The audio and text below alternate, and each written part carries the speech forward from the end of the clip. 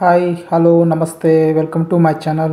ఈరోజు మనం బగారా రైస్ ఎలా చేయాలో, రుచికరమైన బగారా రైస్ ఎలా చేయాలో ఈరోజు చూద్దాం. ఓకేనా? Thank you. 10 ముందుగా బౌల్లో మనకి సరిపడా నెయ్యిని యాడ్ చేయాలి.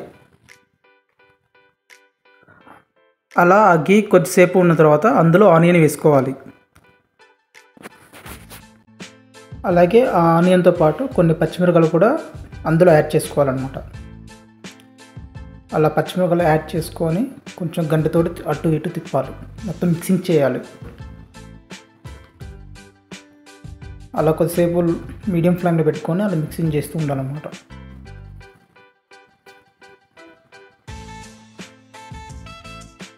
అందులో కొన్ని క్యారెట్ కూడా యాడ్ చేసుకొని మళ్ళీ వాటిని మొత్తం మిక్సింగ్ చేయాలి. అలా కొద్దిసేపు అలా మిక్సింగ్ చేయాలి. ఎలా అంటే కొంచెం ఆనియన్ అనేది గోల్డ్ కలర్ వచ్చేంత వరకు మిక్సింగ్ చేస్తూనే ఉండాలి. అలా కొద్దిసేపటి తర్వాత బిర్యానీ ఆకుల్ని కూడా అందులో యాడ్ చేయాలి. అలాగే అందులో కొంచెం దాల్చిన చెక్క, దాంతోపాటు 2 లేక 3 దాంట్లో సరిపడేంత లవంగాల్ని యాడ్ చేయాలండి. ఇవి ఎక్కువగా యాడ్ చేయకూడదు, ఎందుకంటే ఇవి ఎక్కువైతే బాగా మసాలా ఎక్కువైపోయి కడుపులో మంట రావడం లేదు. సో సరిపడే వరకే ఇచ్చేసుకొని వాటిని మంచిగా గంటతో తిప్పాలి, మొత్తం మిక్స్ చేయాలి మొత్తం మంచిగా.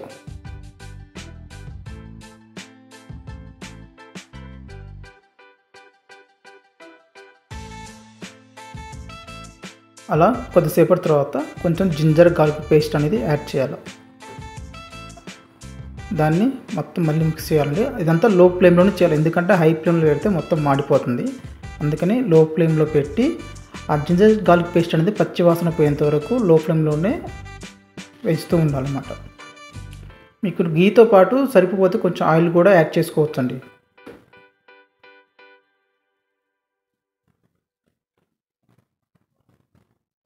దాంతోపాటు కొంచెం గరం మసాలా చిటికెనంతా యాడ్ చేసుకోవాలి బేసిక్.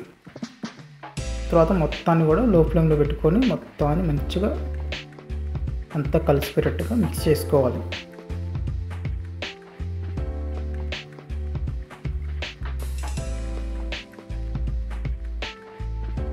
రైస్కు సరిపడా వాటర్ని యాడ్ చేసుకోవాలండి. అది కొంచెం దోరగా వేయించిన తర్వాత దాంట్లో సరిపడా ఉప్పు అనేది యాడ్ చేయాలి, సాల్ట్ అనేది.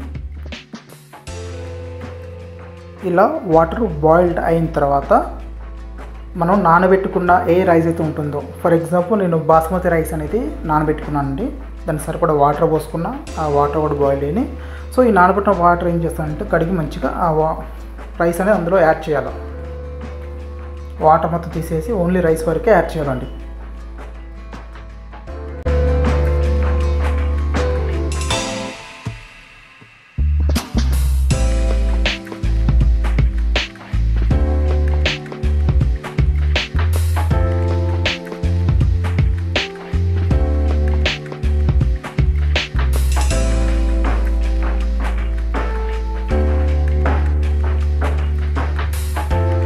అలా రైస్ మొత్తం వేసుకున్న తర్వాత అన్నిటిని మళ్ళీ ఒకసారి మిక్స్ చేయాలండి. మంచిగా మిక్స్ చేసి మరి మీడియం ఫ్లేమ్ లో ఫ్లేమ్ కాకుండా మూత పెట్టేసి అట్లా ఉంచాలి.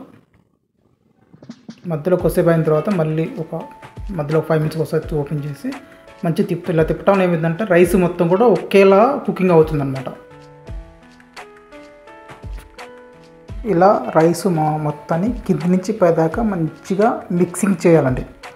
ఎందుకంటే ఫర్ ఎగ్జాంపుల్ రైస్ అనేది కింద బాగా మంచిగా కుకింగ్ అయ్యి పైన కుకింగ్ అవ్వకపోతే ఆ రైస్ 2 టైప్స్గా ఉంటుందండి.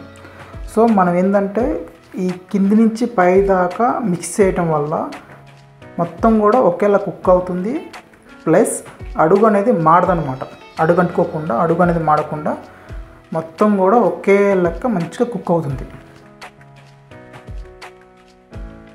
అలా రైస్ మొత్తం మిక్సింగ్ చేసిన తర్వాత మనం కట్ చేసి పెట్టుకున్న కొత్తిమీర అనేది పైన మొత్తం స్ప్రెడ్ చేయాలి.